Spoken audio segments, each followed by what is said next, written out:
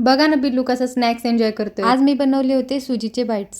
ते बनवण्यासाठी कढईमध्ये 2 चमचे तेल टाकलं, त्यात कट केलेले लसूण, हिरवी मिरची, थोडेसे जिरे टाकले आणि 1 चमचा तीळ टाकायचं, काळी मिरी पावडर टाकायचं, गरम पाणी 1 कप टाकायचं, त्यात नंतर 1 वाटी रवा मिक्स करायचा आणि असा घट्ट जसं उपमा बनवतो ना त्यापेक्षा घट्ट असं पीठ मळून घ्यायचं आणि त्याच्यामध्ये उकडलेले बटाट्याचा किस टाकायचा आणि चीज टाकायचं। चीज ऑप्शनल आहे, पण ज्याला कुणाला आवडत असेल ना चीज त्यांनी नक्कीच टाका, कारण की लहान बाळांसाठी तर म्हणजे खूपच आवडीची गोष्ट असते।